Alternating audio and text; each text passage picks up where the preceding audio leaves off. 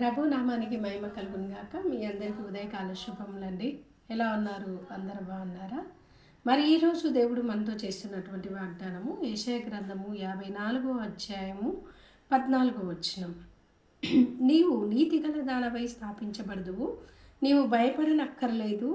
బాధించువారు నీకు దూరంగా నుందురు, భీతి నీకు దూరంగా ఉండును, అది నీ దగ్గరకు రానే రాదు.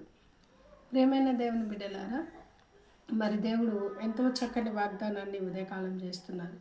ఏంటంట, నీవు నీతి గల దానవై స్థాపించబడదు. కొన్నిసార్లు మనం ఎంత మంచిగా ఉన్నా కూడా చాలామంది మనల్ని నిందిస్తూ ఉంటారు. ఆ నిందలను బట్టి, ఆ యొక్క అవమానాలను బట్టి కృంగిపోతున్న వాళ్ళు ఎంతోమంది ఉంటారు. అయితే వాళ్ళతో దేవుడు మాట్లాడుతున్నటువంటి మాటలు ఏంటంటే, నీవు నీతి గల దానవై స్థాపించబడదురు. చాలాసార్లు ఏం చేస్తామంటే, మనం ఏదైనా గొడవ అయిందనుకోండి, ఆ గొడవైన టైంలో అప్పుడే మనల్ని మనం నిరూపించుకోవాలని మనము మళ్ళీ తిరిగి గొడవ పెట్టుకుంటాం. అలా గొడవ ఆడడం వలన ఆ గొడవ చిన్నగా చిన్నగా పోయి పెద్దగా అయిపోతుంది. కానీ అక్కడ వాళ్ళ ఆవేశంలో ఉన్నప్పుడు నీ యొక్క నీతిని స్థాపించాలని నువ్వు ఆలోచిస్తే అక్కడ ఎలాంటి ప్రయోజనం ఉండదు. సరికదా, నాకు నోటికి నోరిస్తున్నారు అన్న ఒక ఆక్షేపణ చేసి మనల్ని చాలా చెడ్డగా అనుకునే అవకాశం ఉంటుంది.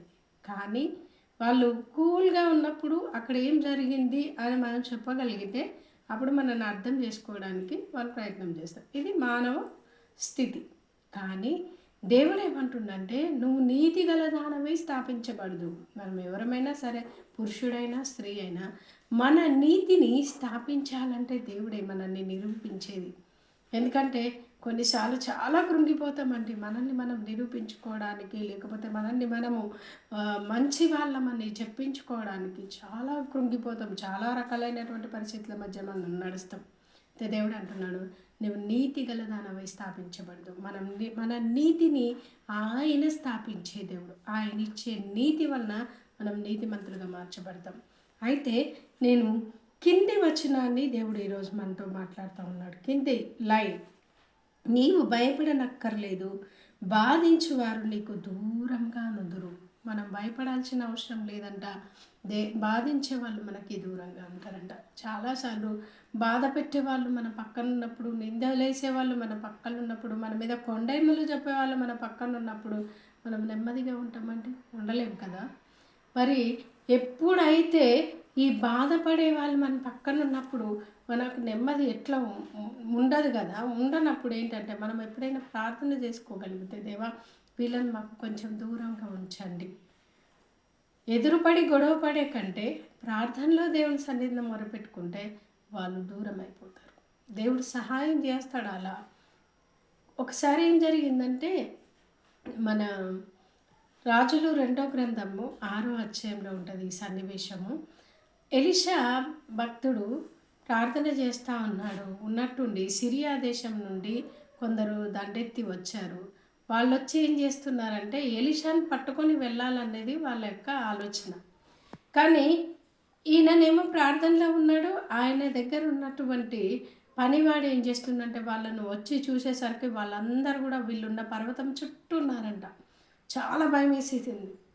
ఈ ఈ వ్యక్తి వెళ్ళి ఎలీషాని లేపుతా ఉన్నాడు. అయ్యా, వాళ్ళందరూ వచ్చి మోహరించేసిండ్రు, మనల్ని పట్టుకొని వెళ్తారు అని అంటే, అప్పుడు దేవుడు అంటాడు, అప్పుడు ఎలీషా అంటాడు, నువ్వు ఏం భయపడనక్కర్లేదు అని ఆయనకి ఏం చెప్తాడంటే, ఆయన కళ్ళు తెరిచేటట్టుగా దేవునికి ప్రార్థన చేస్తాడు. అప్పుడు ఆ పనివాని యొక్క కళ్ళు తెరవబడ్డప్పుడు ఆయన వాళ్ళ చుట్టూ అగ్ని రథాలు ఉన్నట్టుగా అతడు కనుగొంటాడు అనమాట. ఆ విధమైనటువంటి మనకు తెలియకుండానే మన చుట్టూ దేవుని సైన్యం ఉంటుంది. అయితే అది చూసిన తర్వాత ఇప్పుడు ఏం చేస్తారంటే, కొండ దిగి వస్తారు. వచ్చినప్పుడు ఈయన ఎలీషా ఏం చేస్తాడంటే, అక్కడ ఎవరైతే తనను పట్టుకోవడానికి వచ్చిరో వాళ్ళ కళ్ళకి గ్రుడ్డితనం కలుగునట్టుగా ఆయన ఒక ఆజ్ఞ ఇస్తాడు. ఇవ్వగానే అందరూ గ్రుడ్డి వాళ్ళు అయిపోయి తనువులాడుకుంటూ ఉంటారు, కళ్ళకు మబ్బు వచ్చి. అప్పుడు ఏమైందంటే, వాళ్ళు వచ్చి అడుగుతారు వీళ్ళని. వాళ్ళు వెతుక్కుంటూ మీకు ఏం కావాలని వాళ్ళని అడిగితే, ఫలానా వ్యక్తి కావాలి మాకు, ఆయన ఎక్కడ ఉంటాడో మాకు జాడ చూపిస్తారా అని అంటే, ఎస్ చూపిస్తామని చెప్పేసి ఆయన తీసుకొని వెళ్తారు. వెళ్ళి ఎక్కడికి తీసుకెళ్తారంటే డైరెక్ట్గా రాజు దగ్గరికి తీసుకెళ్తారు వాళ్ళని. రాజు దగ్గరికి తీసుకొని వెళ్ళిన తర్వాత అప్పుడు ఎలీషా మళ్ళీ ప్రార్థన చేస్తే వీళ్ళ కళ్ళకు ఉన్నటువంటి మబ్బంతా తొలగిపోయి వాళ్ళు చూడగలుగుతారు తేటగా. అప్పుడు అమ్మో రాజు సముఖంలో మధ్యలో ఉన్నాము, ఇంకా మన పని ఫినిష్ అని అనుకుంటారు. అలాంటి సమయంలో అప్పుడు ఎలీషాని రాజు అడుగుతాడు, నాయనా వీళ్ళని కొట్టుదునా నేను అని అంటాడు. అప్పుడు ఈ యొక్క ఎలీషా ఇచ్చిన సమాధానం ఏంటో తెలుసా అండి? అయ్యా వాళ్ళని ఏం కొట్టొద్దు, వాళ్ళకి భోజనం పెట్టి పంపించేసే అంటాడు. ఈయన ఒక సమాధానకరమైనటువంటి విషయాన్ని చెప్తాడు. అప్పుడు వీళ్ళు ఎప్పుడైతే వాళ్ళకి భోజనం పెట్టేసి పంపించేస్తారో నాటి నుండి అక్కడ మెన్షన్ చేయబడుతుంది, నాటి నుండి సిరియనులు దండెత్తి రావడము మానిపోయింది. మన జీవితంలో కూడా ఎవరైతే మనతో గొడవ పడుతున్నారనో, ఎవరైతే మన పైన నిందలు వేస్తున్నారనో, ఎవరైతే మనల్ని ఏదో మాట్లాడుతున్నారు అని మనం అనుకుంటామో వాళ్ళ గురించి మనం ప్రార్థన చేయగలిగితే నెంబర్ 1 పాయింట్. నెంబర్ 2, వాళ్ళని గురించి ఆలోచించడం మానేయడం బెస్ట్ నన్ను అడిగితే. ఎందుకంటే ఎప్పుడైతే మనం అలా మానేసుకుంటామో వాళ్ళని గురించి మనము వాళ్ళకి మన చేతనైనటువంటి మంచిని చేయగలిగితే, ఇక్కడ ఆయన ఎలీషా ఎన్నుకున్నది అదే, తను మంచి చేశాడు, భోజనం పెట్టాడు, వెంటనే అక్కడ వాళ్ళ యొక్క గొడవ సర్దుమణిగిపోయింది.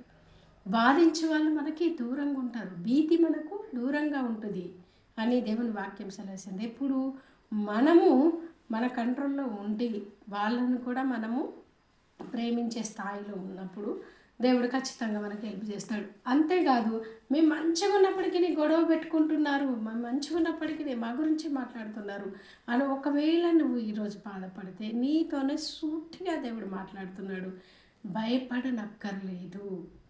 నిన్ను ఎవరైతే బాధపరుస్తున్నారో వాళ్ళంతవరూ నీకేమవుతారంట, దూరంగా ఉంటారు. నిన్ను బాధించేవారు నీకు దూరంగా ఉంటారు అని దేవుడు ఈరోజు మీతోనే వాగ్దానం చేస్తున్నాడు. ఇది మనుషులకు అసాధ్యం, కానీ దేవునికి సర్వము సుసాధ్యమే. ఉన్నది లేనట్టు, లేనిది ఉన్నట్టు చేయగల సమర్థుడైన దేవుడు. దేవుని మీద మనం ఆనుకుందాం. ఎవరైతే దేవుని మీద ఆనుకుంటారో వాళ్ళకి పూర్ణ శాంతిని ఇస్తానంటాడు. మరి అట్టి పూర్ణ శాంతి చేత దేవుడు మీ అందరినీ దీవించి ఆశీర్వదించును గాక. ఆమెన్. ప్రార్థన చేసుకుందాం. మహాపరిశుద్ధుడా, మహోన్నతుడా, జీవంగల దేవానికి స్తోత్రం. ఈ ఉదయకాలంన ఎంతమంది బిడ్డలైతే ఈ యొక్క వాగ్దానాన్ని చూస్తున్నారో అట్టి బిడ్డలతో నువ్వు మాట్లాడుతున్న విధానమును బట్టి నీకు స్తోత్రం. వారితో మీరు మాట్లాడిన ఈ మంచి మాటల కొరకే వందనాలు. ఈ వాగ్దానమును ఎత్తి వారు ప్రార్థన చేయటకు సహాయం చేయండి. ఈ ప్రార్థనలో ఏకీభవిస్తున్న ప్రతి బిడ్డకు భీతి దూరంగా ఉండును గాక. భయపడనక్కర్లేదంటున్నావు.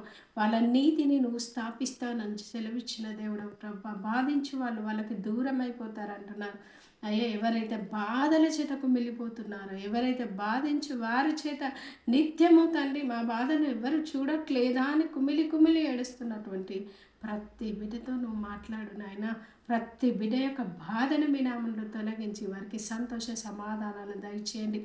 ఎవరైతే నీ మీద అనుకుంటారో వారికి పూర్ణ శాంతి అన్నావు.